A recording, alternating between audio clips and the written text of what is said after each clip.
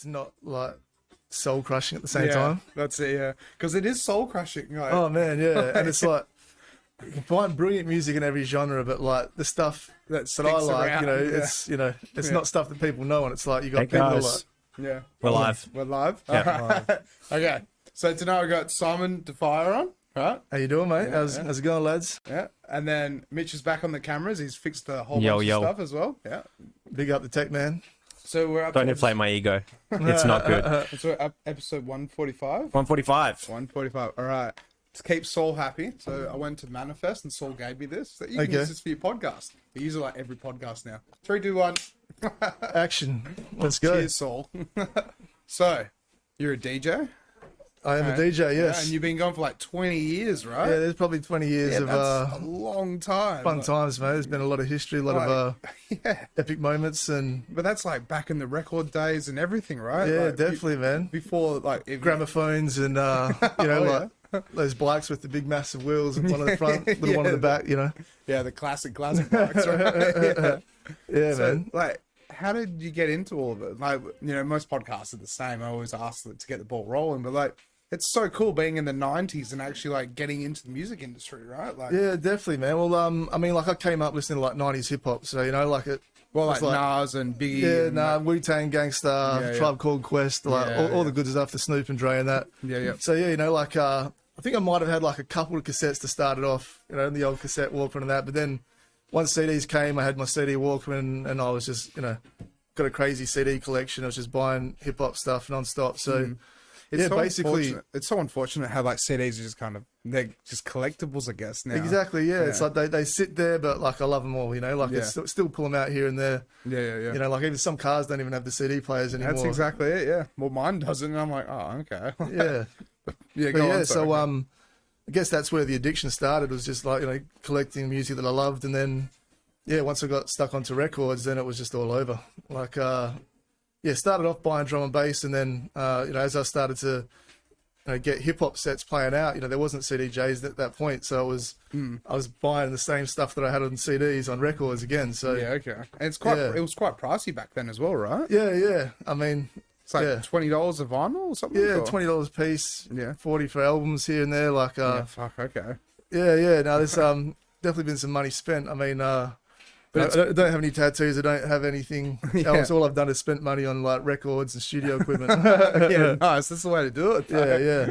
But it was an awesome era to grow up in. Like, I couldn't have it any other way. I mean, like, there's a whole part of life that a lot of people that I'm playing out with these days just never got to experience. So that's it. Like actually having like the flip phones and like the old school Nokia bricks. That's the one. Yeah. You can drop it from 3 stories up. You're all good. Yeah, that's it. Yeah. But then, so like with the records though, like, did you get into DJing and playing records in the 90s, or like when did you? I mean, so I would have. I think like I remember it like precisely. I just started like hip hop. Like started getting subwoofers in cars. I was driving around. So we're going like 2000, 2001, 2-ish, and that's when I started to discover drum and bass. And my mate Kai, he took me to this house, bunch of random people, and like pre-party before going out to like Villa. Villa's still around now. It's called Heat, the traffic guys. And just like walked through this door, and then there was like decks in the kitchen. It's the first time I'd seen. And were they just like Technics 1200s? Yeah, Technics 1200s. There's crates of records all in the kitchen. There was like, it was a madhouse. It was like, people everywhere just running amok. And I was like, what? What is this? I'm hearing tunes that I've got playing in my car. I'm seeing them spin around on this. I'm like, I think this is me, And basically, I just like forced my way into that crew. Every Friday night we're out partying with those boys.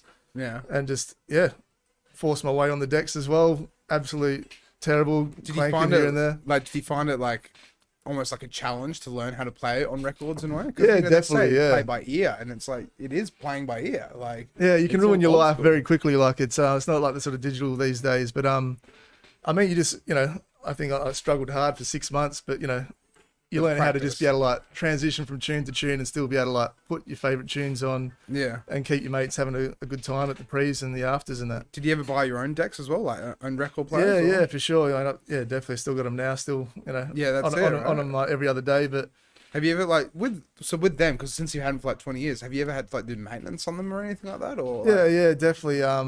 Like What Fix is the it? Band or something? Or Old mate Grant Ettrick, Yeah, like yeah, he's seen him a few EAP, times. yeah. Changed cables. He's a here bit and of a there, legend in the Perth scene at this point. Like Yeah, everyone if you I know haven't had knows something his fixed- name. So If you haven't had something fixed by him, then like you know, yeah, that's it. Because he does all the clubs. He does everything. He's basically Yeah, got yeah. the contract for the whole of Perth almost. I it's like, reckon. fix my shit quick. Yeah, Like- that's it, yeah. But yeah, Yeah. so with the records then, like how many records did you end up collecting over the Oh years? man, I'm still And, buying them to these days. I found out like this thing called Discogs, where you know, you've got people around the world selling records second hand, but you know the quality of it. And so then I'm getting stuff from like Germany, UK, like everywhere. You can just sort of put exactly what you want in into like the app, and it's dangerous, man. Like it's real dangerous. yeah. is it just one of those companies that prints like a high quality audio file onto vinyl?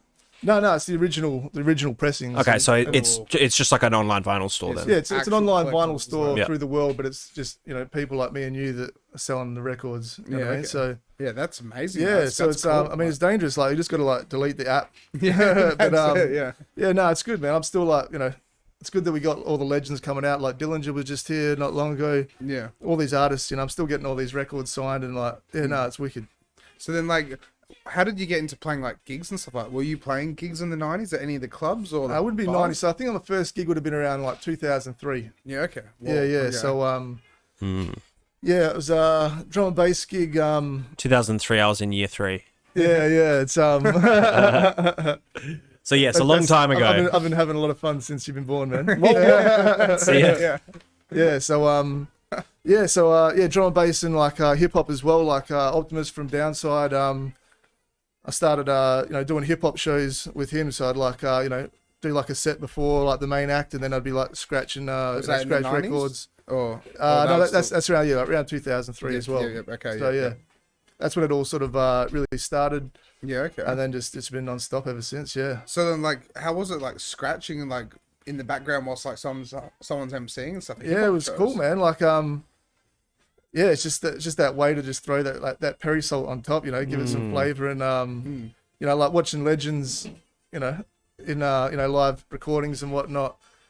I mean, I always just like mixing records is epic, but I always wanted to like learn how to scratch, and you had to spend the time doing it non-stop. And Because then, like, how does it wear the records out faster from doing that as well at all? or- yeah, a bit, but it's like it depends. You've got specific scratch records which you can just go to town on for like years and years and years, and then you've got like original pressings which you wear the groove a bit, but I mean, I never damaged anything on mine, so Yeah, okay. That's awesome to know then, because I always thought it was like you could use it like 200 times or 50 times with the record, and then eventually it's like you play Elton John and it sounds all over the place. Like, That is Definitely, true. That is true, mainly of older vinyls.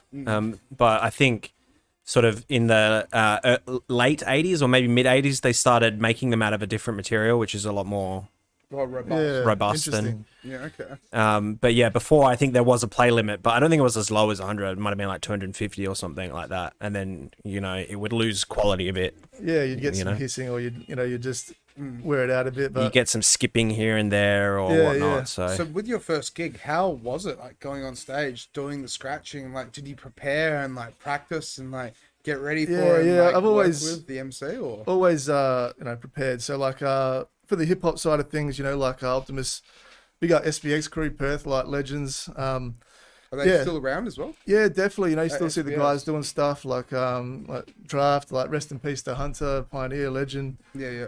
Disaster. So yeah, I was just like hanging out with all those guys for their live shows. They'd have their like do you know what they're called? You said SBS, right? SBX, Syllabolics. SBX. Yeah, like Bit of Belief, whole bunch of crew. Yeah, Rob Syllabolics. Shaker. Yeah. So basically just started Is this it? DJ. Yeah, they're the Syllabolics? guys. Yeah. That's Syllabolics. Man, the whole clandestine Funkola, man. I've got some stories, man. Done some crazy stuff over time, but Let's take a look at their.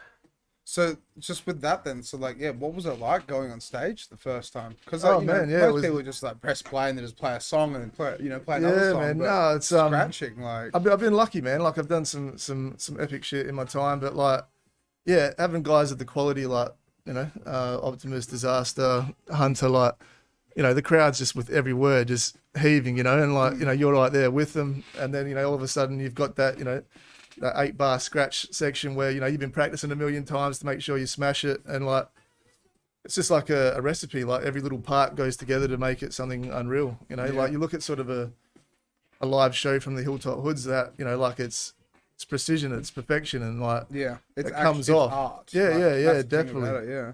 Yeah, it's like performance DJing versus the traditional DJing, which is a little bit more like focused on the technical abilities of mixing two tracks together, whereas performance DJing, you know, you've got the MC to think about, you've also got these other technical elements like scratching, and you sort of live remixing on the go sort of thing. It's a very different style of mixing, right? And is that how, when you first started DJing, was that what you were expected to do, that sort of performance style DJing, more so than the just...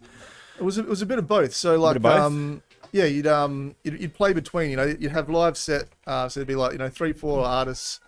It'd be like a 10-minute break in between. So you'd go, you know, get yourself a little routine of your favorite records, get some tricks in there, some juggling, some scratching. You know, you got into the DMCs after a bit. Yeah. Okay.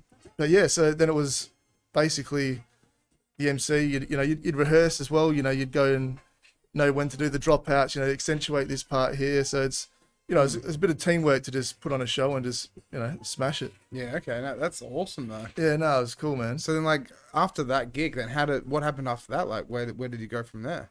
So yeah, basically, so I was DJing for probably a good like 4 or 5 different acts, and also my brother Adam Crook as well. We got started together, and yeah, then it was like the point where you know, it was do a hip hop show at the Rosemount.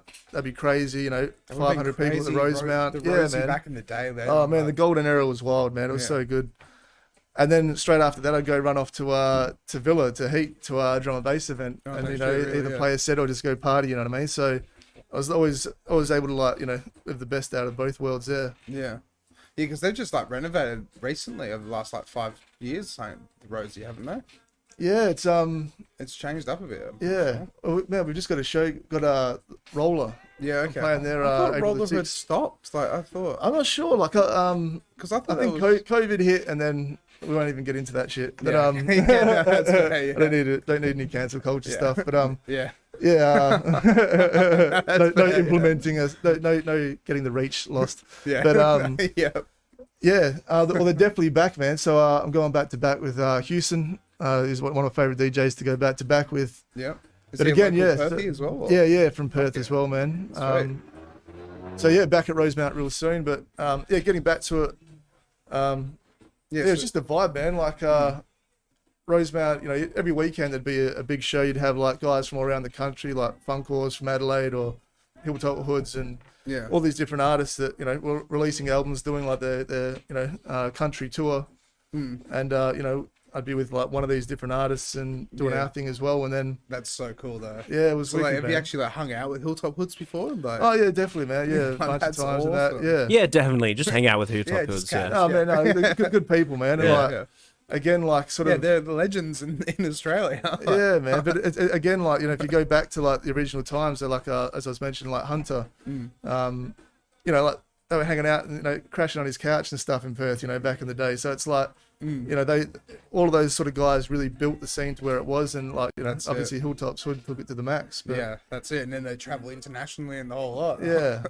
I mean, just going back to that as well, like Hunter, always got to give love to Hunter, man. Like, was able to get some like verses on his albums, and you know, like Hunter and Mortar did some, you know, recording, scratching on their albums as well. But when he passed, like the whole of Australia came together, the hip hop community. So we had these football games called the Hunter Cup, raising money for cancer awareness and everything. Yeah, okay. There was albums done as well. See if you can find that. Yeah, What year was that? That's man, I don't know, like what, 2012, 13. AG Hunter Cup? Yeah, Robert Hunter highlights. Yeah. Oh, it's hip hop. There we go. So yeah, basically, like all the artists from West Australia and South Australia, like hip hop DJs, MCs. Yeah. West Australia and South Australia versus the whole East Coast. Yeah. All those artists like Hilltop Hoods were commentating. That's awesome. Yeah, that's man. So cool. It's that's really nice that they all, you know, everyone. Yeah, came man. together. So that's Hunter there, man. Damn, he had a wicked go. I'm part of the Solidifying crew. Yeah, it's up there, yeah. Representing Downside. We're here today to remember Rob, and obviously played a game of footy. He loved his footy. Even his coffin had the Freo Dockers painted on it, so he was always passionate. And we're here today by Spear, Stu Backer put this on.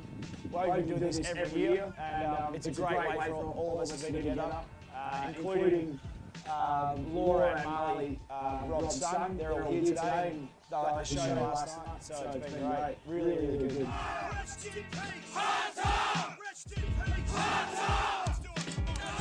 Yeah, so I think this is like we're in like Hawthorne maybe, like yeah. So we did it. Went to Melbourne. They came over here as well. I think about 3 years we did it. But yeah, man, it's really goes to show like people loved him, man. Like you sort of like leave your legacy. Life goes so quick, but he'll go down in history as a legend, man. That's so good though. Just a good bloke, like it's.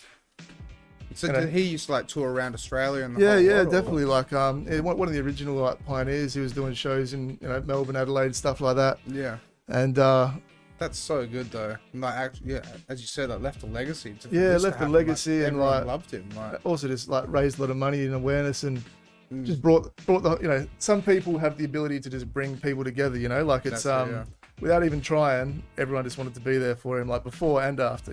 Yeah, that's so cool though. And so, like, you managed. So, how many albums did he release, and how many verses did you get to like spit? Oh man, must have. What is it? Must be like 4 or 5 albums. I mean, like 5, 6 albums. I mean, like the original, like the Hunter and Disaster album, Dundee L. Man, there's so much history in the hip hop scene, man. Yeah, absolute classic stuff. But yeah.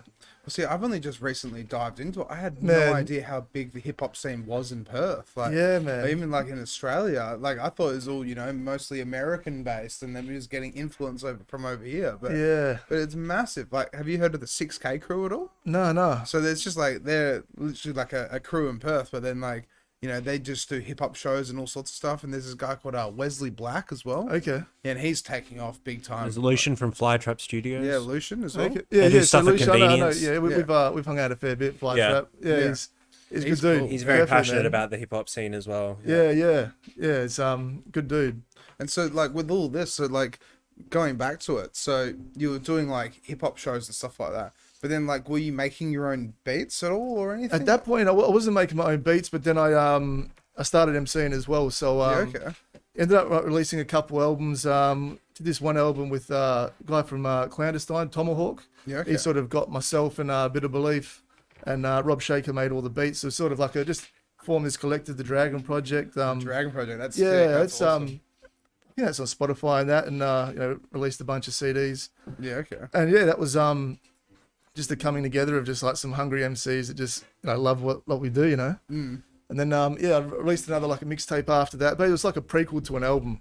Yeah, okay. And I used other people's beats, and then I just like MC'd all over it. Got people from like around the country, a lot of these sort of like legends, to give us a little shout out. Albums coming soon, and then drum and bass took over, and I never fucking released it. I never got to it. Yeah. Really? It's still probably half finished, and I was like, I'll get back to it. And yeah, but life just takes over. Like, man, drum and bass has been there from the start, and like, it got to a point. Oh, sorry, you go. Yeah, it just got to a point where it's like, like life was just so hectic. Like, I've always had full-time work, and then it almost got to a point where I had to like choose which way I wanted to go, and like, always loved the hip hop scene, and take it with us wherever I go. But the drum and bass, I mean, there's just nothing like smashing out a bunch of mixes to like 1,000 people just raring to go in every little moment, every second. Like, there's a lot of energy with drum and bass. Exactly. So much I think hip hop energy. covers the spectrum a bit more. Yeah. Although some might make the case for like liquid drum and bass or something like that, but Yeah. I think mostly when you think drum and bass, you think high octane, high energy, Yeah. very fast, obviously Yeah, high there's- BPMs. I mean, like hip hop, you're sort of sitting in the 75 to 90 BPM range.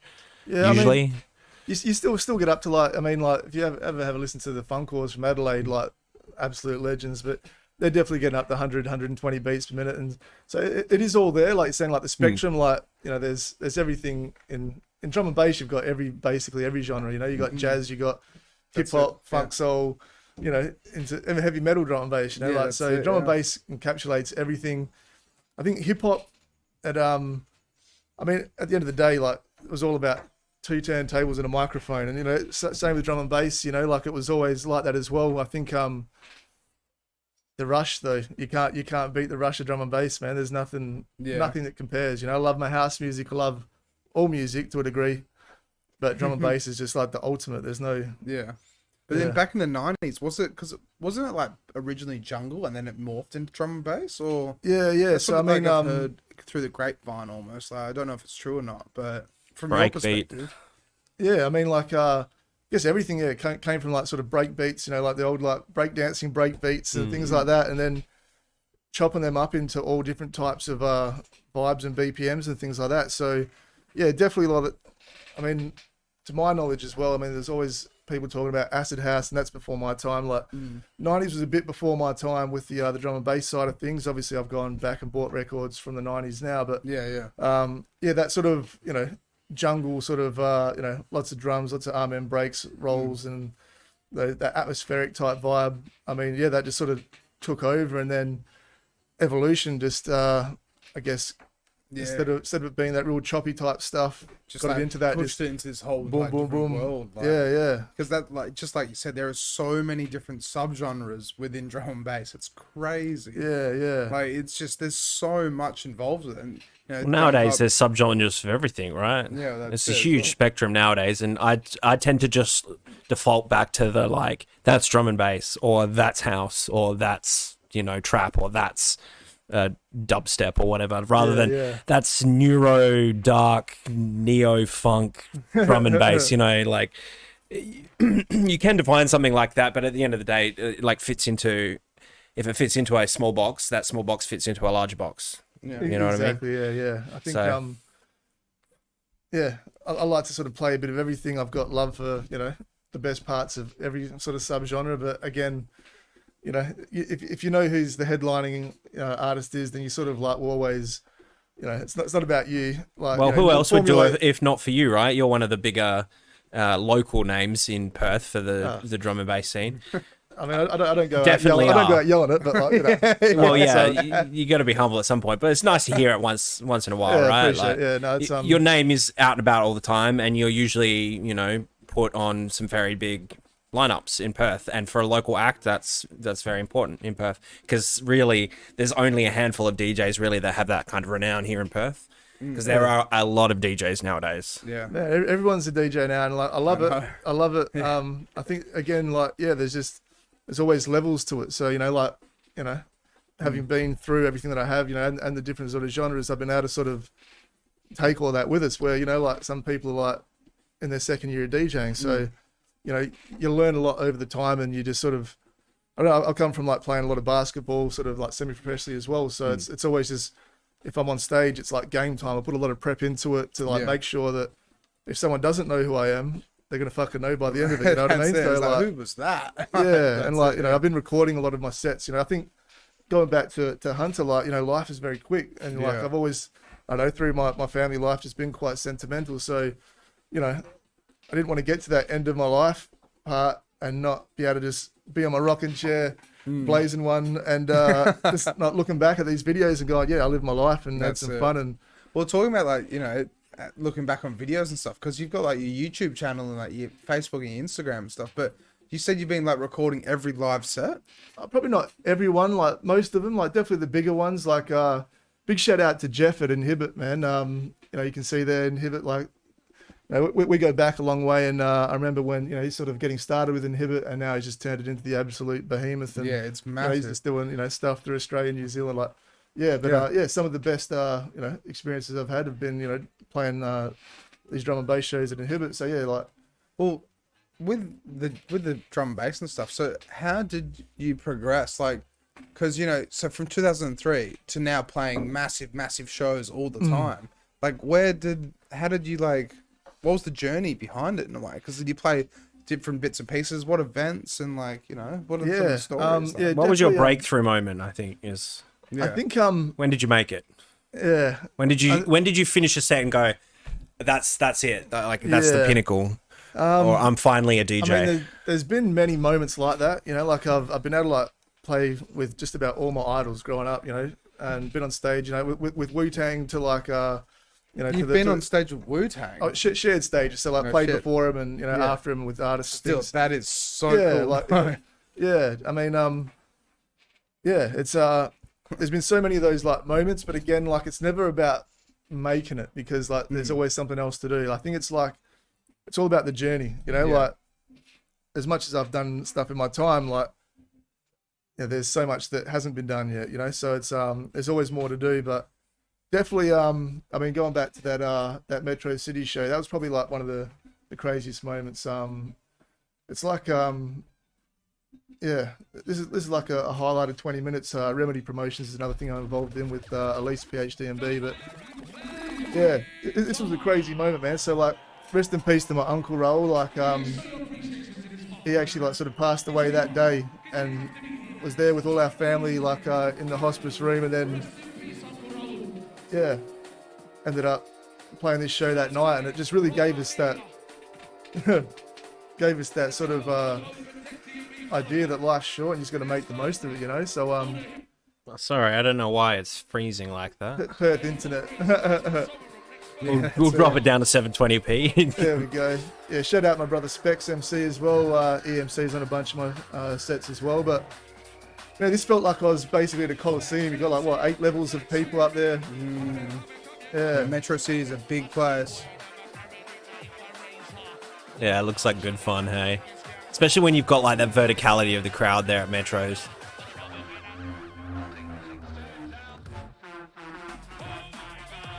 Yeah, man. There's just, you can't describe it. There's just no feeling that you get from like so many people just enjoying what you're enjoying yourself. You know, like you sort of. You're on the Yeah. same vibe level, and Yeah, it's all firing on all cylinders at the same time. Exactly right. Yeah. Yeah, And you it's just- hard to explain to someone who is not a performer, has never been on Yeah. stage. Yeah. And just sharing these moments with like people that just love things the same way or similar to the way you do. But yeah, I think definitely pinch myself in some of these moments, and like you just take that energy with you. Like I think that's the big thing. Like over everything I've done, like people just give you their energy. Like you're giving, you know, you're feeding these crowd, but they're like their energy is coming straight back at you, and you know you take that on with you, and you do that every week. You know, you're not playing these shows every week, but like, you know, playing some sort of show, beach party, pool party, That's it, yeah. all these things, like you just, But just- that's the biggest thing about it is you have to provide that energy. 'Cause Yeah. that's what we were talking about just before. It's like, you know, no matter what, if someone breaks into your car or something happens or something brings you down, or like even as you said, like your uncle passed away, you know, rest in peace. Like, yeah, it's thanks, something- man. Yeah. But then it's like you go up there and you just rock out basically. Yeah, man. It makes you just realize like anything can happen anytime. Yeah. And like if you're not living to the max, then what are you doing? Like, That's it. you know, like a lot of people, you know, they'll play it safe, and you know, it's that risk reward type thing. You know, like I sort of dedicated myself as well as keeping it sensible and always having a full-time job. You know, like 20 years plus. You know, like I feel like I'm still as hungry as ever was, man. You know, like I'm not stopping this. You know. Yeah. That's the way to do it though. Yeah. Because sometimes it's like you can be in the right place at the right time, or you know, just be able to like. Some people dream of getting gigs like that, you know, and doing things like that. But it's just like they just don't know the right ways to get involved, or like, you know, like just to be a part of it in a way. Yeah. I guess Oh, sorry, I was just gonna say, because it's like you've been around for so long, but then it's like, you know, as you said, you knew Jeff right in the beginning. And then it's just like you just joined in, like, you know, he's got his journey and you've got your journey, but then you see him and he's just like, oh, well, I need a DJ or something. You're like, oh, I can DJ, right? yeah, you just gotta like, if you want gigs, you just need to fucking pester people. No, yeah, is that right? no. There you go. I mean, but getting onto that, so Yeah. you know, over my time, and then like I was DJing, MCing, and then DJing again, and yeah, then started putting on shows. So like two different people, Kieran, I know you've had Kieran on, Kieran Dib, yeah. the Dibbler Dabbler. You know, we ran some open bass shows, and yeah, and Remedy as well. So Elise PhDMB. I'll get to Remedy in a sec, but Yeah. basically I got to the point where, you know, I was playing every week, and you know, like it wasn't just felt like I was able to give back, you know, like Kieran was doing these open deck type situations. Yeah, because I saw that. It was on like a Wednesday night at the sewing room or something, yeah. wasn't it? Yeah. Yeah, exactly. And it sort of came at a time where I think it was around COVID time and that. So I had a lot of time free. You know, I was sort of just relying on you know, music and different things for income. Yeah. And did it work out well? Because it was just like anybody new could just come in and have a go. And to a degree. So basically, people would send in started off. People would send in mixes. Excuse me. Cheers. People would send in mixes. I'd sort of just, you know, get a gauge for where the skill level was at. But the whole goal was to get people that, you know, had the skill or had enough skill to like break in, get that first chance, get that like that itch under them by playing to a crowd. And yeah, man, I think like at the start, I mean, it was pretty hectic. I think we must have done like 10 months of like every Wednesday. really, so I you mean, were like, there every Wednesday. Yeah, man. Yeah. I mean, we had nights that were great, and then we had nights where we were eating a kebab, going, "What the fuck are we doing?" Yeah, Like, yeah. You know, and it's interesting that yeah, it was just good to be able to give back. You know, like a lot of people sort of got their first set there, then all of a sudden they're playing at like a, you know, a bigger night, and then all of a sudden they're playing somewhere else, and That's it. As you said, they get the itch. They like go give it a go. It's like, I've never played in front of people, but they might be playing in front of like 20 people, 40 people, something like that. Yeah. Then they're like, fuck that. Like, I want to go and play at, you know, Bass Watch or something. exactly like right, yeah. And I mean, there's people that, you know, coming from sort of a competitive nature and that, you know, we sort of did DJ comps, and it's like, okay, cool, the winner of this comp gets to go play at this. And so, yeah, Bass Watch was one of those. So, Yeah, okay. yeah, funny enough. Yeah, So, I actually didn't shout even out know to that. Andy and Sam, Extended Play, love those guys. Yeah. Big shouts to them. Yeah, They're amazing. I love the drum and bass crew. Just like we've got so many different people that, you know, we've all spent so much time hanging out, partying, and like building together. You know, like did like X-Mouth tours with Andy and Sam. I'll try and keep. Let's not get distracted. All right, one thing at a time. That's all right, yeah. But yeah, so yeah, the open bass, man, it was really good. Like it felt good to just let people have that chance, and you know, like sort of instead of people wondering, oh, how do I do this, or you know, like so many people got talent and they just don't ever. That's it. They either don't have know. the balls to like message promoters or know who they are or just know the way to do it. But Yeah.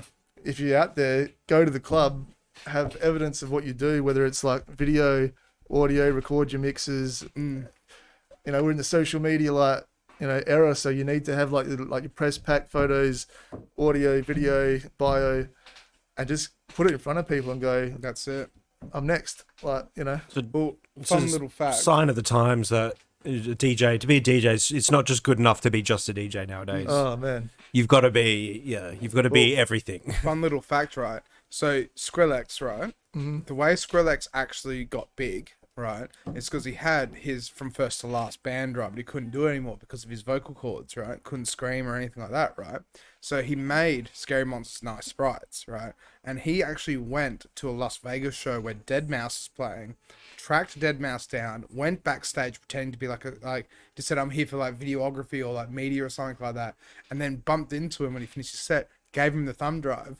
The day after, or 2 days after, or whatever, Dead Mouse was just like, who is this guy? Get him here now. Yeah. And then there he went. And he became Skrillex. Like, It's so amazing when you say it, because like anything can happen if you make it happen. So like talking about Skrillex, one of my past girlfriends, like her best friend, this little girl Bree, curly hair photographer, real awesome chick. She's just, you know, just little girl from Perth. I don't say that, you know, I say it in a good way, that she just was like, you know what, I'm going to Los Angeles, I'm going to go be a photographer, videographer type thing.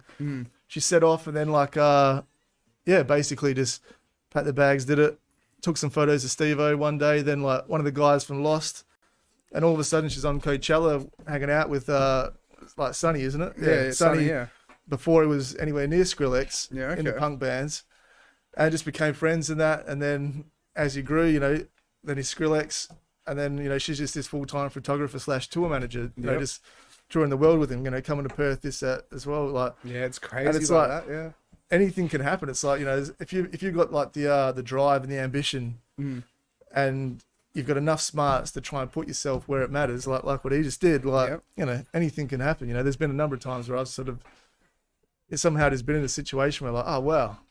Yeah. What do you say to those DJs and artists that hit up other artists' DMs I mean, or event promoters or whatever? yeah, I guess never get have thick skin. You know, like you know, there's been times when people just don't message you back. I mean, you're not going to get anywhere if you do something once and you don't get the result you want and then just quit. So it's like, don't go and scene, keep messaging and things like that. But I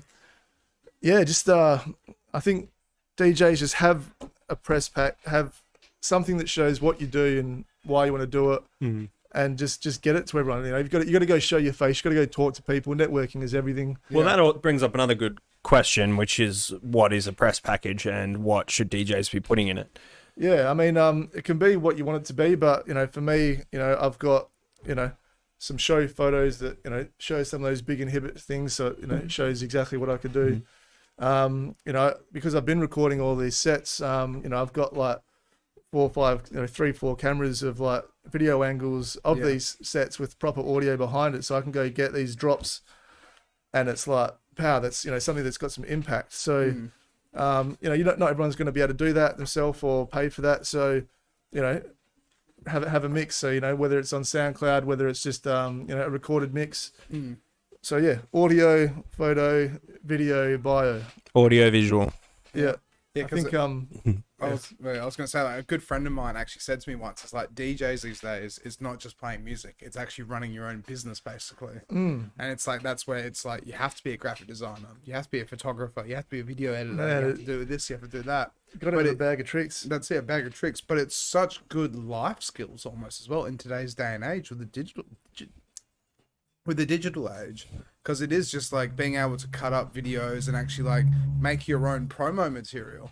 It's like, I guess you could maybe potentially take that to a media company. It's like, oh, you did all that yourself. That's it's interesting. So like, again, sort of like the evolution of it. So COVID like sort of did some good things for us and a whole bunch of terrible things. But yeah, of course. But there was one moment. So we did this live stream started happening. So let's go into the remedy type thing. Yeah.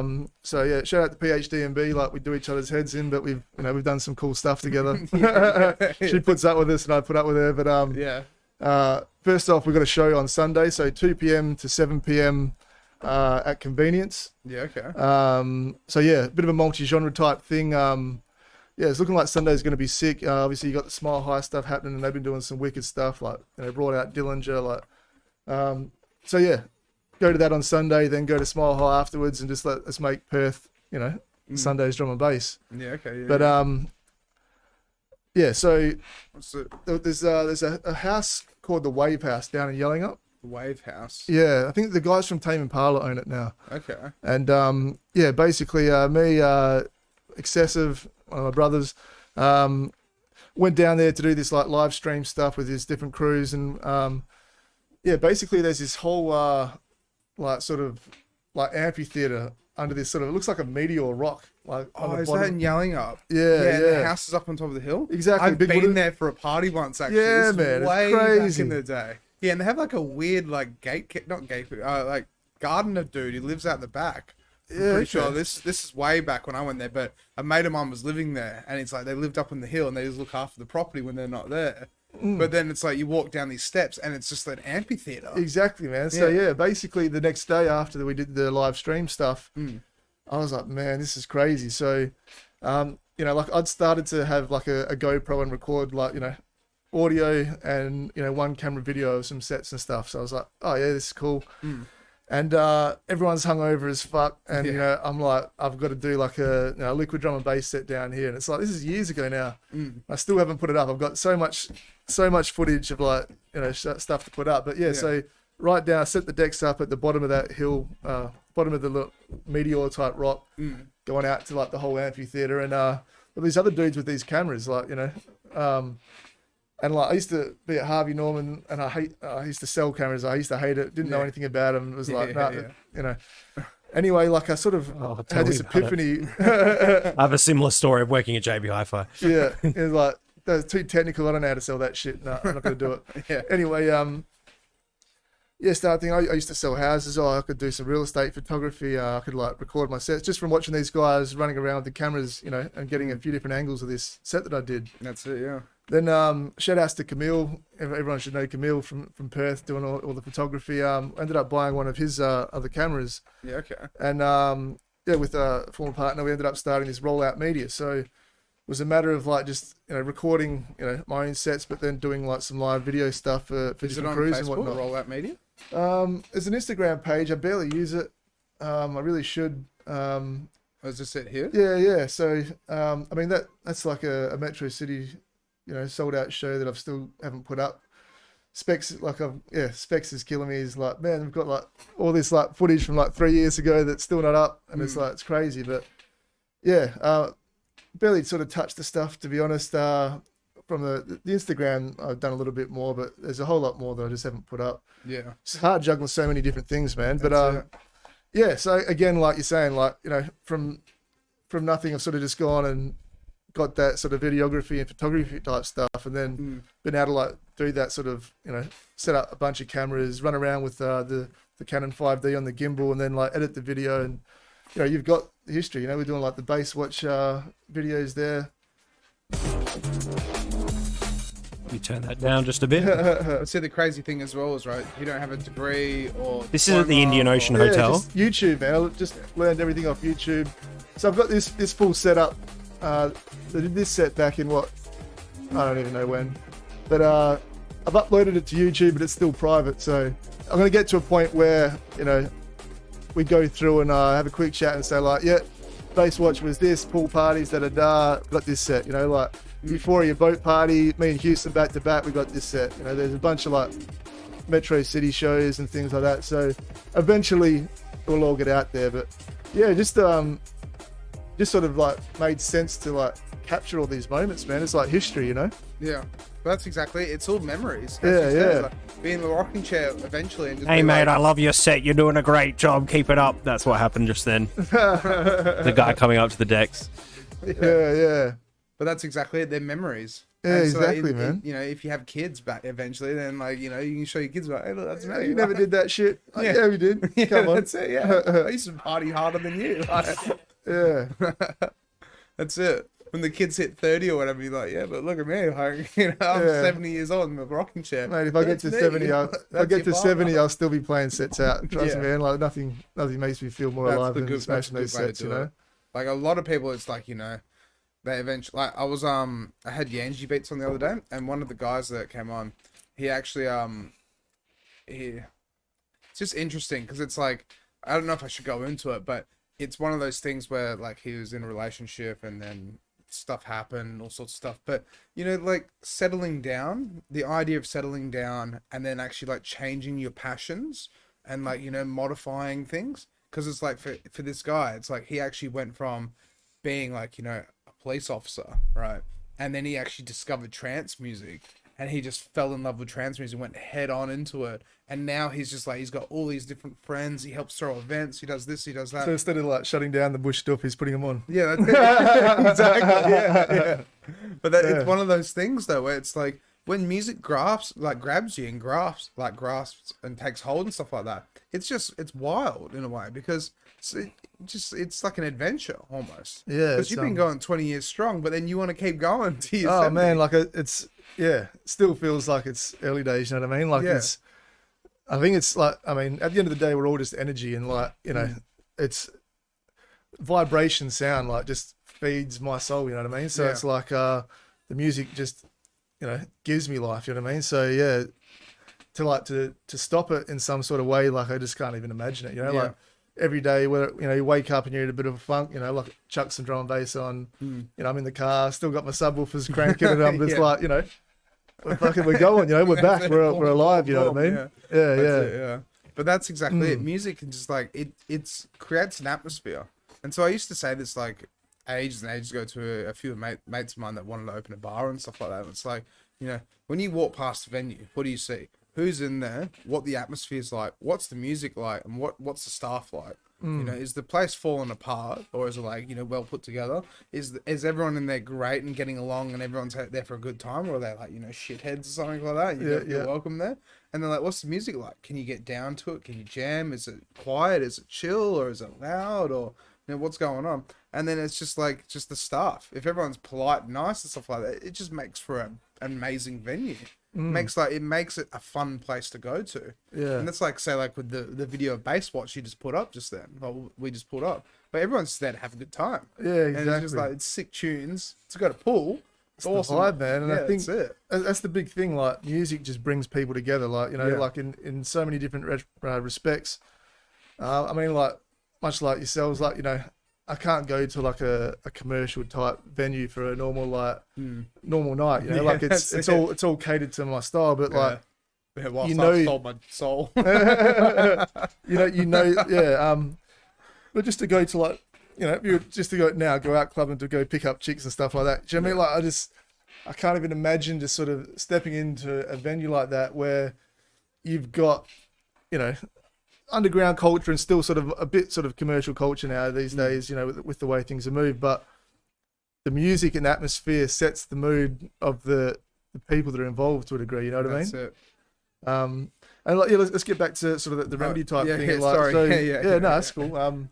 So you guys have like done the podcast, like 145 type, you know, episodes. Speak to a lot of people. You know, you're bringing people together and that. Yeah. A lot goes into it. Like, so when COVID hit, with the remedy stuff, PhD and B and myself, we were doing like live streams out of my studio. So you have like the one camera, OBS, a million things could go wrong. You know, you're live, you're happening, but yeah, bringing people together. We sort of got these DJ battles going on. So yeah, you know, you've got people from all around the country. It's out of your together. studio here. Yo, big ups, drum and bass, massive. Thanks for locking into Aussie Dnb All Stars, presented by Remedy. Big ups PhD and B, big ups Defyre, big ups. There's you. Putting this on, bringing us all together. Big ups the contestants. You can keep talking over the top. I was just Yeah, putting it who up as is an this guy? example of your studio. That's Micmac, man, sick DJ over Brisbane. So basically, Brisbane. yeah, basically, I started doing live streams with like block to block radio, this UK type thing. I mean, like painted the back of my studio to do like, you know, mixes, record videos, but then, you know, I wanted to, with all my friends in the hip hop and drum and bass scene, do a podcast, but I just never had the time, you know, and it takes a lot of time and effort. so much time and effort. But again, you know, so then we started this sort of like DJ battle, like friendly battle things, bringing people together. So you got Perth versus Brisbane, Perth versus Adelaide, Perth versus Melbourne, Perth versus Sydney, and then other people as well. Like, Is this the coast to coast thing? Yeah. And so So basically, did everyone have different backdrops and stuff? Like, click on the one on the left yeah. of the girl, like with the, like, is that flow? So everyone's like basically got, you know, their own setup, or they had someone else's house where they had a setup. So Yeah. this is like a recording of a video, like, you know, record your 15-minute video.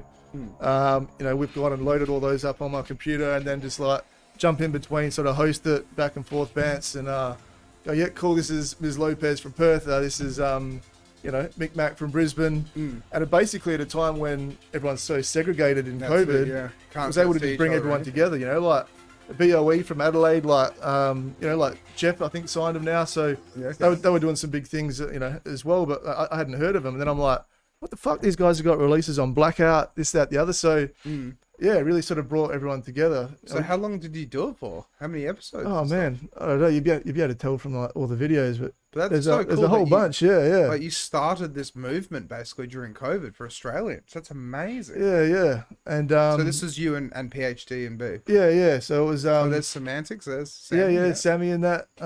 So yeah, basically, I'd sort of been doing my own thing, streaming, and then she had this idea of doing this, and basically we just sort of, you know, combined our powers, and, you know, we had my studio, which is sort of a good backdrop and that.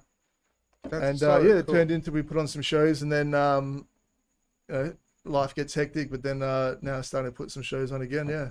That's amazing though. But yeah, no, it's good fun, man. And so it's just around like 10 to like 20 minutes to 15. Yeah, or something. 15 minutes.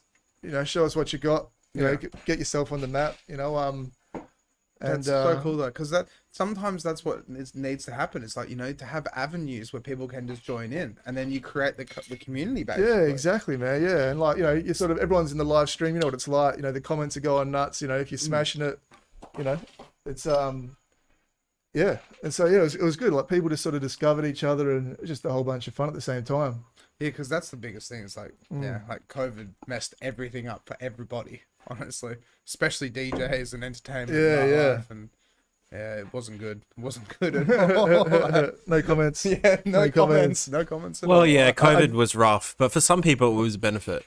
Like Yeah. for us at Soon, it was beneficial, COVID, because of all the, lockdowns and limits to going out and mask wearing and having to, stand while you're eating and, all the rules that they outlined. So crazy. It made yeah. all the underground events much more, appetizing for people Yeah, to want to right. go to. Oh, we're gonna have 4 people at our house. Oh, you know what I mean? Like, what the fuck? Yeah, man? exactly like that. Yeah, I don't want to like. Yeah, yeah, like I for- definitely. I noticed like my little outbursts here and there. Looking back, I can say it with a smile as well. Yeah. But like looking back, you watch like your Facebook reach go from to like shadow ban. unfortunately, Like yeah. so.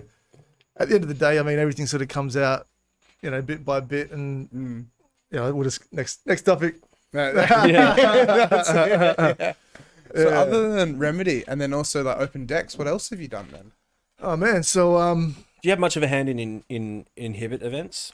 no, so basically I just known Jeff a long time. Watched him like build it, and I remember. So there's a guy called Viper, Bready Spaghetti. So this is Okay. going way back. So me and Jeff were both. Ready Spaghetti. It's just nickname. Everyone's got their nicknames, but yeah. he was involved with drum clubs. So before my time, I think I went to like 2 events at drum clubs. So that was before like the Heat with Traffic and like Johnny Rintel, all those boys. Yeah. Jay Ripper, that's sort of where I got my name from. Jay Ripper, shout out Jay Ripper, MC. Just lost track. What were we talking about? So like, so what else you were involved with? And so you said like, It was Inhibit stuff. Inhibit. Yeah. Anyway, this We're guy. talking That's all right. about No, we're back. So I was putting on these other shows. Basically, this guy Brett gave us. He gave Jeff a Wednesday night at Bar Open. What's Bar Open now? oh, what bar Bar one? up one? and- No, Bar next to like Penthouse. Oh, Like William Street. what Paramount? No, like William Street, across the road from Universal Bar. So there used to be a club there called Bar Open. It was Okay. upstairs and downstairs. Oh, Retrobite. Yeah. It's called a Oh, Retrobite now. No, I don't think that was it. I Oh, think it no, was you like a mean little Jo- bit further, like 2 doors down from Oh, Retrobite. yes. I remember that. That's not around anymore. I'm No, pretty it sure must that's have been something else around now. now. Yeah. Where's But that Joe's though? Is it? Oh, I never went in there. I knew it was there, though. Yeah. Okay. yeah. So, but basically, while back ago around now. like I think 2011ish. Yeah. He said, "Look, I'm looking after this venue now. Like, Jeff, you do this thing called, or you do what you want to do on a Wednesday night, and I think it called like Beat Mash or something like that. That just like blew up like crazy. I think I did something that was called Represent. Me and a guy, Rifle, and then like have like Disaster from Downside. So I was doing like hip hop into dubstep into drum and bass Yeah, nights. like classic dubstep. Yeah, old school. That was sort of like popping, just that underground sort of vibe, not so much the screechy shit, but Yeah, that's it. Yeah. just I mean, it was just a party, but yeah. So at that time, basically, obviously Inhibit just took off. I always was, the promoting type of thing wasn't really for me as much as I've sort of been able to do a little bit since, like I just wanted to be behind the decks.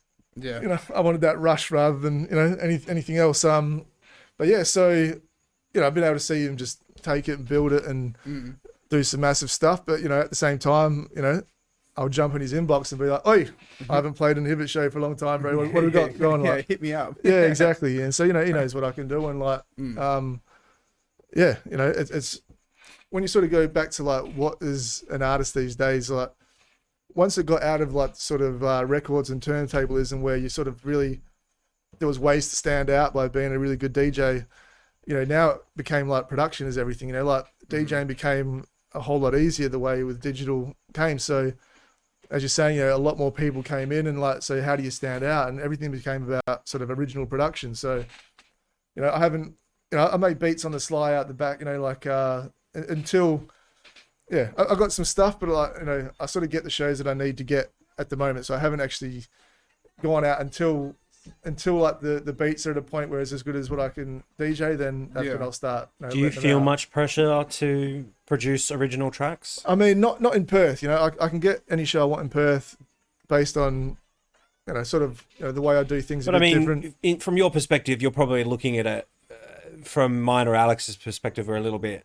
You're on the edge. You know, you could step into national fame, you know, from where you are now. You know, so you've got to make that decision of, am I happy where I am in Perth, or do I want to take it national? And if I take it national, is there that pressure to make original tracks to get to that next level? I think it is. It's the internet. So so if you're not making your original tracks, then you know you're not getting that worldwide recognition. Now, someone who makes a track in their bedroom and it's sick, and can do a TikTok or an Instagram little like reel, can blow the fuck up quick. And all of a sudden, like, I mean, like, if you look at Lude, you know, like, he's obviously good at what he does, but you know, he's playing some of the biggest festivals in the world and that from doing that track, you know, like, so realistically, just being a DJ has its limits. You know, you're not, you know, you're gonna be good wherever you're seen, but at the same time, you're not sort of, unless you're on Spotify and people are sharing your tracks that way, and you've got that sort of, I guess, branding. That's definitely the next level. So, like, you know, it's definitely something I'm playing around with. But I'm at the point where I'm not just going to go throw a track up here and go, oh, listen to this. I'm going to be like, hey, I've got this release on this label, and now we're full steam ahead. You know, there's because that's a lot. That's exactly what it is. It's like, you know, you could make the best music, but unless you know how to market it and like do a TikTok thing or like a Facebook reel or something like that to be able to actually like get that traction and that following, then it will just like, it'll go up.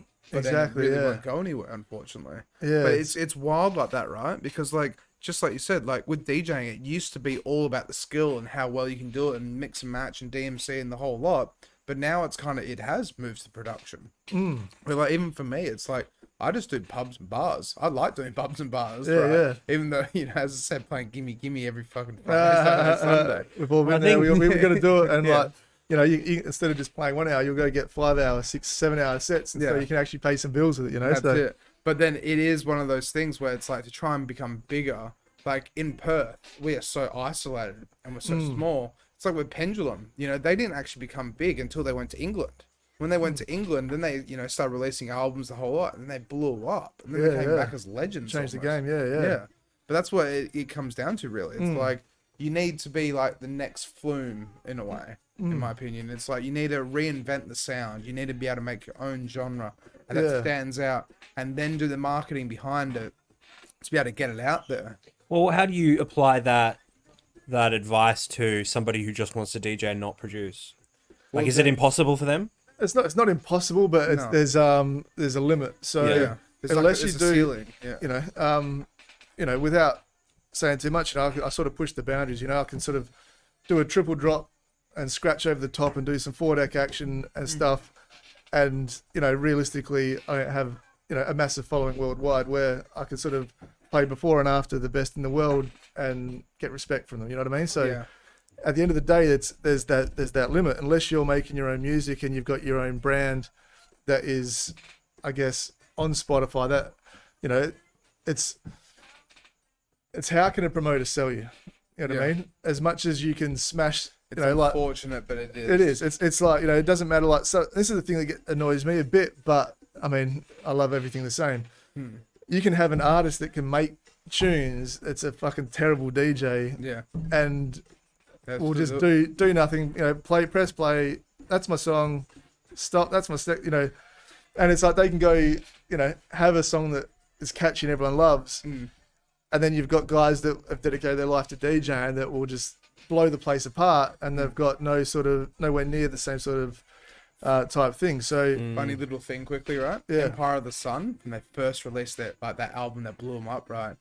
One of the guys didn't know how to DJ. So when they played at Death Disco at Capitol, right, they had 2 MacBook Pros set up, and so had iTunes open on that. So you press spacebar and you play one song. And then when the song finished, you press spacebar on the next one. And that's all they did. They didn't DJ because one of them didn't know how to do it, and then the other guy wasn't there.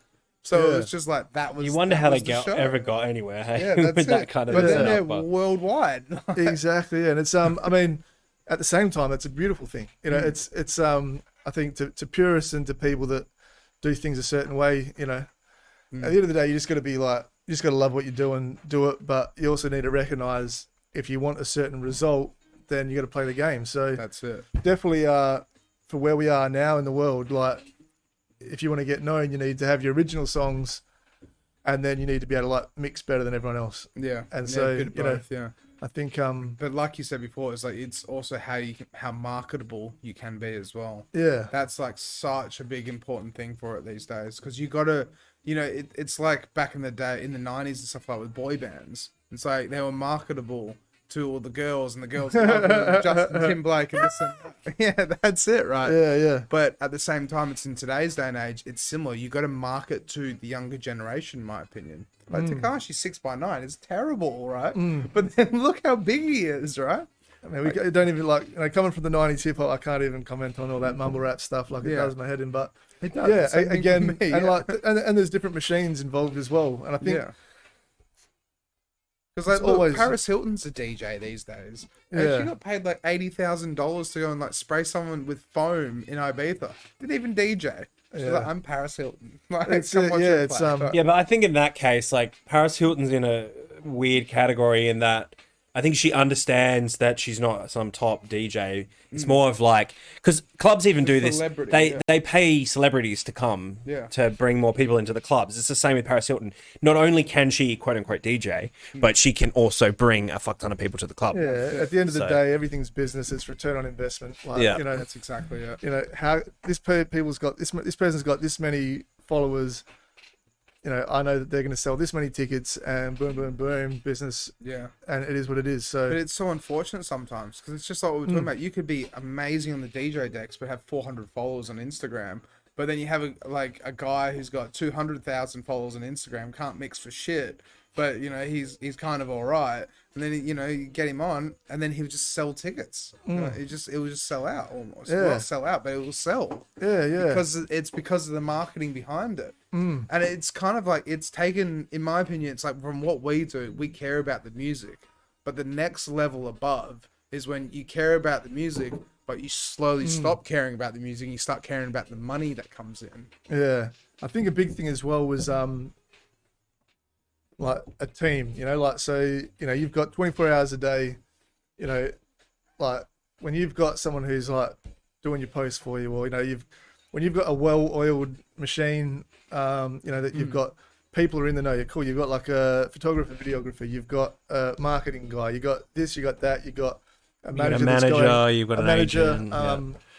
You know, and shout outs to Jeff as well. Like he's done some crazy shit. Like you look at Floridas, and you know, like you know, I think besides their six skill level, having someone that will keep you on your ball when like, okay, this is your move, this is your next move, this is your next move, Yeah. this is your next move, and like you look at it and they're fucking killing it. They're playing, you know, around the world, playing New Zealand all the time. Like back Andy and always forward. said is you got to hop, skip, and then jump. It's Yeah. like you got to like plan your moves and you got to do things, and then that's how you like really progress. Have structure and you know keep Yeah. things in flow. Yeah. You know, not like record all your sets for 3 years and never put them up. Yeah. Yeah. You're still getting big gigs though, and you're playing on the massive Yeah, sets. yeah. So it's true. Yeah. So yeah, no, it's You've But built yeah. your brand, so like, that's the Yeah, thing yeah. about it. I think yeah, but for you know over a long time, you know, so like for someone who's just sort of stepping into it, it's like yeah. So- So unfortunately, get good at everything. That's it. Don't But- say stuff on the internet that's going to get your reach pulled and Yeah, that's it. you know Shadow don't have an opinion and Yeah, you that's know it. play the game, Yeah. do Unfortunately, it is- dances. But that is the thing, right? You have to play the game. Yeah. You really have to play the game that these big corporate, you know, pigs basically just want you to do this. Like you have Yeah. to. But it's like unless you do it, then you don't go anywhere. Yeah, Well, exactly. I like to bring up the like here in Australia, it's the nightlife industry sort of run a bit differently.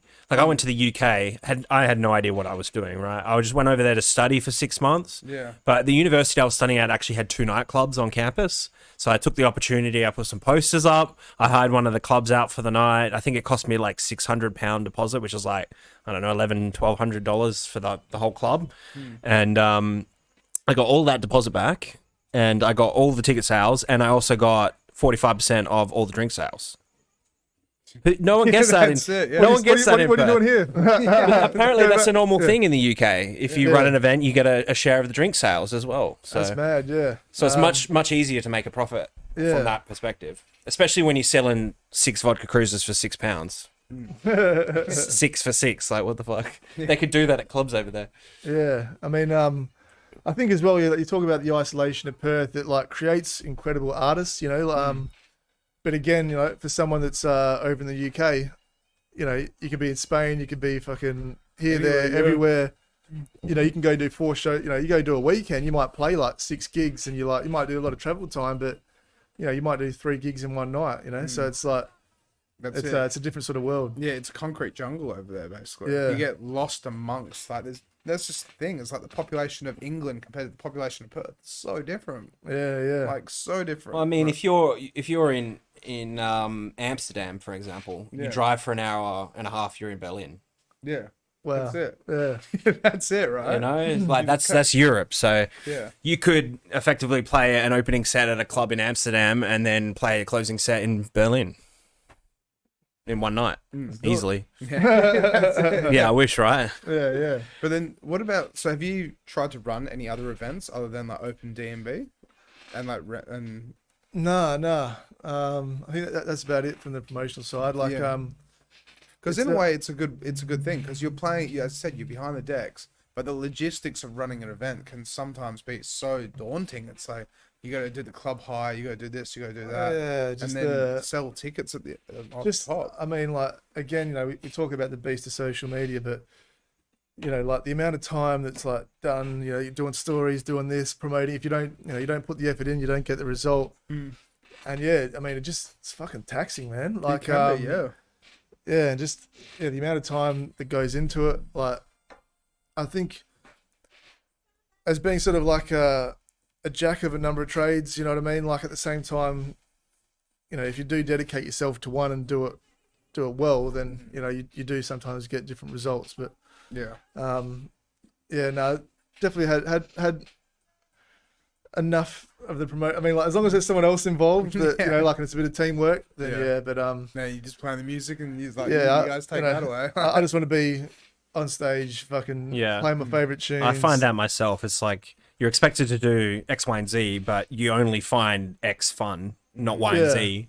So you try your best to cut out or reduce Y and Z, but you can't really do that because you need the marketing side of it, and you need the promo pics and the videos and stuff, but that's the stuff that takes time and you don't get paid for. That's where it's so good though, because you've always had a full-time job, as you said, right? But then your passion, your hobby and everything is on the weekends. You still get paid for it, but it's like, you know, you just basically being able to grab your hobby and make it a profession at the same time. Yeah. But then you have your daytime job where that is where the stress and all, you know, just long days and whatever else comes into play. But then as soon as you get behind the decks, you just release that energy. Big time, man. Yeah. And have fun, right? I think it's interesting. Like, you know, life is balanced. You know, like, I've been through like music being my only income for a couple of years, and as good as that was, then you know, the love sort of dissipates a bit. You know, it becomes a bit forced and whatnot. So that's it. You know, like, as much as, you know, it can be soul destroying, it still does give you, you know, the diversification of income. You know, like, I find that, you know, every day of the week I could be making money. So, you know, it's enough to keep the mortgage paid and, you know, still not feel like, you know, I'm too far one way or the other. But yeah, definitely it's interesting, you know, having like a sort of, you know, corporate IT communications type job role, and they go, "Oh, how's your weekend?" I'll go, "Fucking have a listen to this." Like, you know, I did this. Listen to my sick new drum and bass mix. yeah, exactly. But you know, it's wild like, with that though, right? Like, because so like for me, I just started that job I was telling you about in Kwinana, right? But it's like I showed them what I'd get up to on the weekend. They're like, "You do that? That doesn't even look like you." And it's like, "Well, I've been doing this for 10 years though." Yeah. And I can imagine the same for you as well, right? It's like you go back to your day job. And you're like, yeah, I was just playing in front of 1,000 people in like Metro City. Like, in a meeting with mining execs and like this type of shit. Yeah, so it's it's interesting. Like, it's I think good diversification. Is that Diversify? Diversify, yeah. Yeah, so it's sort of again, you know, it's again you sort of look at making it. So, you know, like some of my favorite artists in the world, you know, like they're touring the world and they're doing this and that, and again, like, they're sort of living their dream to a degree, but then, you know, have you got assets? Have you got super? Have you got, like, you know, what happens when you get to 50, 60? How does the end of life look? You know, so I've always sort of, you know, had that sort of sensibility to try and think for the future, but live in the moment as well. Yeah. You know, yeah. I just want to interject, guys, and just let you know we've got 10 minutes left. I've got 10 minutes left. One question I've been like burning to ask is, so like with the progression of like, you know, CDJs and stuff, have you learned on like the 100s, the 300s, the 400s, the 500s, then the thousands, and then 2000 Mark 1s or whatever they are, and then the next? So basically, like my transition was like records to vinyl Serato. Yep. So it was like laptop with you know, records. Yep. I hated CDJs. Yeah, okay. All right. Sweet, And then, you're a and yeah, so I sort of bypassed the whole actual CDs, playing CDs. Ended up getting like an 850, I think, with the USB, just because like started to transition, as well as like clubs, they never serviced their turntables. So I was like playing some like big shows, and like the Serato vinyl would skits out and shit, and I'd be the one going, "Oh, could you put the turntables out?" Or like having to like swap equipment over. Remember the clincher was shit would always go wrong with Serato. It was performing with an MC, this guy DT, guy from Seattle, like good dude, and That's wicked cool. MC. Yeah. We're playing like sold out show, Bone Thugs and Harmony at Metro's Frio. So you go to sound check, we set everything up, everything's good to go out, grab a feed, come back, jump on, about to play, open the laptop, Serato wouldn't work. I'm like, man, spit an acapella, go. You know, like doing this, everything like, you know, like pretty technically advanced, not working, turning shit on and off, start again, reset. I'm like, you know, you've got a sold out Metro Frio crowd. Yeah. Bone Thugs and Harmony playing right after us. Yeah. And it's like, fuck this shit. And I'm going to CDJs. So then I just sort of stopped with it, and then got myself some CDJs, like 2000 Nexus 2. So I got like 3 of those. Yeah, okay. Yeah. So yeah, I bypassed. Yeah. It's get a corporate job. Yeah, that's it, yeah. No, it's basically I worked at like Harvey Norman's and places like that. And so like you're working all day and you're seeing all this different equipment and stuff. So you always, you know, you'd always end up buying shit that was there. You know? Yeah. So but yeah, so that was my sort of transition. So now, you know, like I haven't used like Serato vinyl. Like I played straight after JFB. He's like the world DMC champion like 3 times over. Yeah, okay. And I did like a vinyl set. And that was because I haven't used the Serato vinyl in ages and shit. So yeah, Just jumped into it. On your bio as well, like the one that you sent through, you said that you took someone under your wing. Did you? in that in that training sort of COVID type period, yeah. So I started doing like DJ lessons. Yeah, might start get back into it again. There's a couple of people that have reached out. So Yeah, okay. yeah, basically DJ Jakey boy is like this 10-year-old kid, friend Really? of a friend.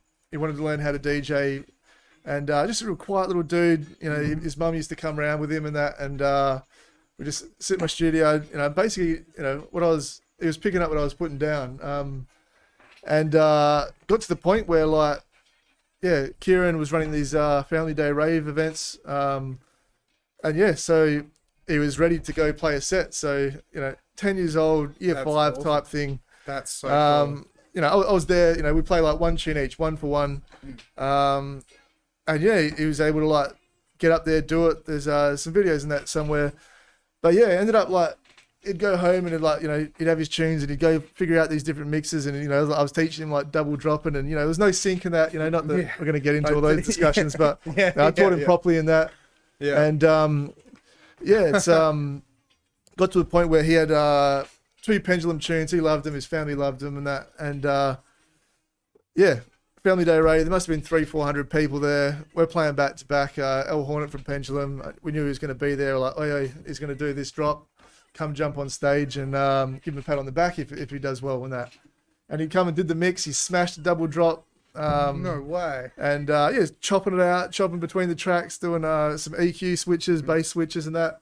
And yeah, and then you know you got El Hornet there just going fucking on your mate, you know. And so Yeah, little prodigy. yeah, man, his mate was back at school. You know, they're at school on the Monday and going, wouldn't believe, you know, Jakey just went and played this in his club and that, and kids like, oh bullshit, nah, man. Yeah, Just like so shocked. check the video. It's like, what the fuck, you know, like it's But yeah, I mean, like anything can happen, man. Like you know, he's like a little whiz kid, like you know, like he just. Yeah, he could be that part of the next Pendulum that comes out of Perth. You never know, man. You never know Start what's him next. young. Yeah. So but yeah, you know, like follow my socials, like Instagram, like Facebook.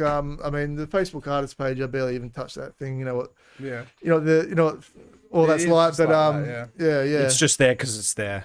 It's there because it's there. I think Yeah. I can, like, if I share a story on Instagram, it'll go to that. So there's something happening there. Is but, Instagram your like go-to social media platform? Yeah, it is now. Yeah. So Yeah. I've got like my personal like Facebook page, which, you know, that would actually get some reach. You know what I mean?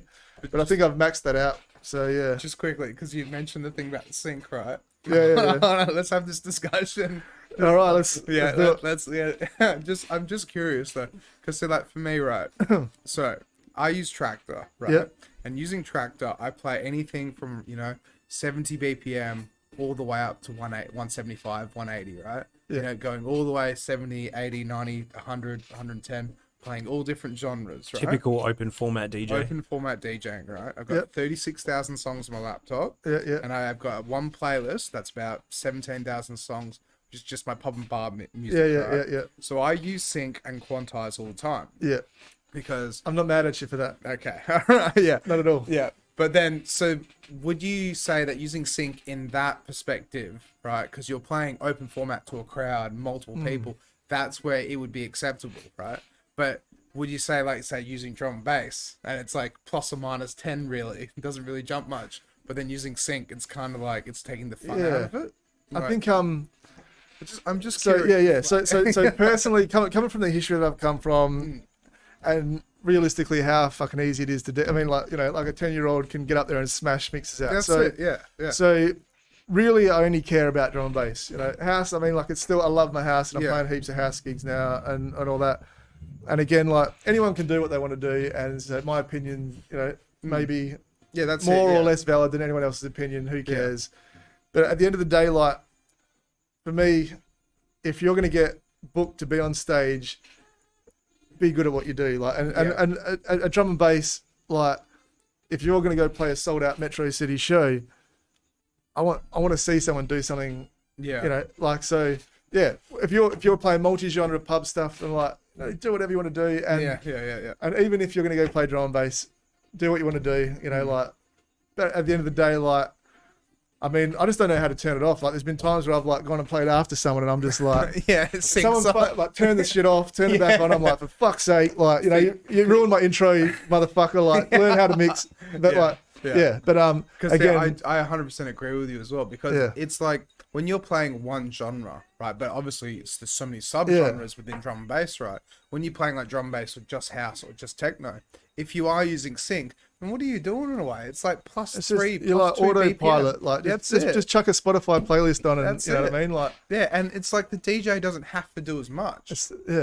It's like it takes the, they might be able to play with effects or do this or do that. But if you're just literally moving the BPM little ticker up a little bit or down a little tiny bit, and then just chuck your earphone and in, then just fix it up, Yeah, have a that's- listen to it. Like, Yeah, it's that's not it. hard. It's like, you know what I mean? That's Like, it's. So I think that's where I get a bit frustrated. Like, I agree, yeah. I love but it gives you so much time to do other things. It's like, fucking make your sandwich after your set. Like, fucking love those videos where like they're DJing and they're like chopping up carrots. You know, yeah. they're like, I think that's obviously meme videos and that. But I mean, like, if you can't do it by, I mean, like now that the BPMs are there, obviously it drifts out and things like that. Yeah. I'd make the argument you're not a DJ if you can't beat match. Yeah. Full stop. But with the argument of sync specifically, I'm on the other camp. I think you should be able to use it. I don't think you can call yourself a DJ unless you can beat match, right? But see, that's where it's so interesting, right? Because I love having this conversation with someone who's experienced, right? Because it's like it can open up options to do more, but you should be able to use it like an instrument. You should know the ins and outs, everything that you can do on the decks, right? Because if you are just relying on just one thing, just sync and quantize to mix, then you are basically just like a Spotify. Because then glorified Spotify that's playlist. it. Like, And like if you're just mixing the last tail end of the song out, then it's just like, well, you literally just put a fader on. That's it. But if you are like, looping a specific 8-bar loop out of like an old classic Fleetwood Mac song, and then you're using that and then bringing something else in over the top and, jumping around and actually playing with it, you're using it like an instrument. that's very true. But Well, like, yeah, you shouldn't just hit sync and rely on it, like leave it on for your whole set. Yeah. There's no way you should be I doing think that. it's the the purpose behind it? Are you like taking this like risk or reward? Like if you're just playing it safe and you're up there because you want to like get the glory and that type of thing, then I'm just like, do what you want to do, but like my argument's more for things like double drops, or if you want to change the BPM of multiple tracks at the same time, or sometimes I by accident or in a panic or I don't have enough time, I'm 0.2 of a beat off or something, so I smash sync quickly just to lock it in, on and off sort of thing. But those are the times I reckon it's okay to use sync. It's a tool to be used, right? Like I said, it's a tool. It's an instrument. People say like, oh, DJing is a musical instrument, but the thing is, it's a musical instrument to play other people's music. Yeah, exactly. It is an instrument. And people don't see it that way at all, unfortunately. But then 100%. So like, as the way I think you said. like there's a house DJ guy called James Hype. Yeah. And so like in the house world, like I'll look up. So for someone that is doing like crazy looping and things like that, but I mean he's not using syncs. He's just got good enough to be able to like do this crazy stuff. So yeah. I mean, and he's like pinnacle, like as good as it gets in that sort of realm. So I think, everyone just do whatever you want to do, have fun, enjoy yourself. But then, it's because like for us DJs, it's really obvious if you suck, though. Yeah. It's basically what we're getting at here. Exactly. See, like even as I said, like for me, right, I won't use sync all the time, but I might just double tap it so the BPMs are the same. Yeah, I think that's a different thing as well between like laptop and like tractor type vibes compared to CDJ type things. Like, I think they're a bit different. I've seen people like ruin their lives where it's just gone into like they've been using sync and then all of a sudden it goes into this like they're playing drum and bass and it goes into this half time, like it's That's like it. It's like, it goes from like 187 to like 175. yeah, it's to not been 185 organised properly and it's just gone and it's just like you look like a, you know what I mean? So but I mean I mean drum and bass is the only time that I get passionate about that type of thing, because I think it's I think just from where it's come from to where it is now, it's like have a bit more. That's it. More, but at the same time, it makes it more fun though as well. Yeah. Because that's why, like as I said, for me, I turn it off. I double tap it so the BPMs are the same. But then I just keep tapping away at my cue points because then it'll put it out of sync. But I sit there and I bring it back. And then like I'll listen to it and go, nah, like, because then I'm actually interacting and having fun with it instead of going, you're in the ride, not just a viewer of it type thing. That's it. Instead of going, all right, done. You're in the driver's seat, not the passenger seat. Exactly. That's exactly it. But it is such a talked about topic though. Yeah, I think I see it like once a month, or once every 2 Oh or man, the 3 amount months. of times I've jumped on the internet and just gone, like, just seen something and just been like, boom, blows up and shit, and you're like, but once you start, you can't stop, and it's like, It's so cringe. Oh man, as well. we always need something to bitch about, like, otherwise life's boring. So I guess that's true. The industry can be a bit like that, hey, too. Exactly, Like, need to vent sometimes. Yeah, I think like when you're a headlining act touring the world type thing, then you should be a professional and do it. So coming from like a sporting background, like you'd look up to people and that. So little local DJs and stuff, like, I mean, like, cool. But then, that's where it's so funny though as well. It's like Fatboy Slim, right? He went and did the Olympics, and when he did the Olympics, right, he had nothing plugged in. He was on one of those floating things, right? It was pre-mix or something. Yeah, it was all just a recording. No. From what I got told, it's like, do you want to stuff up at the Olympics? Because it's the Olympics. They probably told him this is what's going to happen. Nobody's close enough to see him mixing anyway. Yeah. But you can see the DJM though, and it's like there's nothing not plugged turned in. on. No. Nothing plugged in. They didn't do that, No did power they? cable or anything. Oh. Yeah. It's At just- least plug it in, yeah, like it's make it no look like it's RCAs, on. there's Turn no the lights nothing. on. Yeah. No, it's like this big float, Yeah. and it's just moving through, like, whatever it is, like the crowds and stuff. But it's literally, he's just standing there, like, yeah, I'm Fatboy Slim. Oh man. All right, we're only got a minute or two left, so Well, do you want to wrap it up for us, Alex? cheers so much for coming on, though. Cheers, boys. Yeah, it's been good Nice fun. one. Good chats. Yeah. On your mate.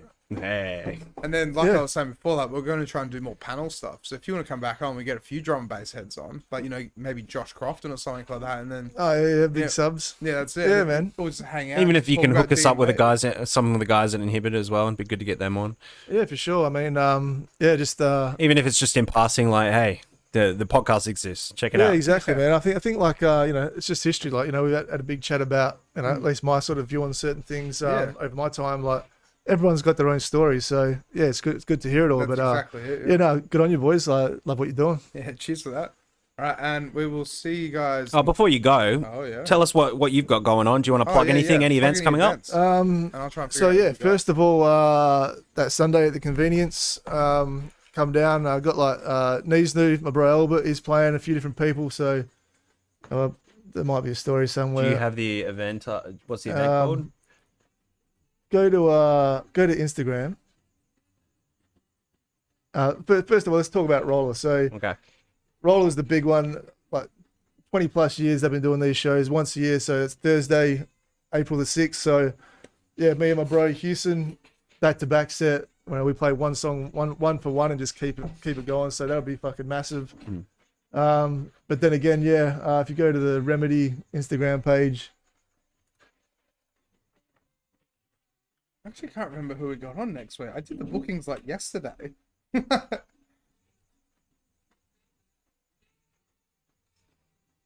Well, this is not and, it. Remedy Australia or AU. oh think man, I it is.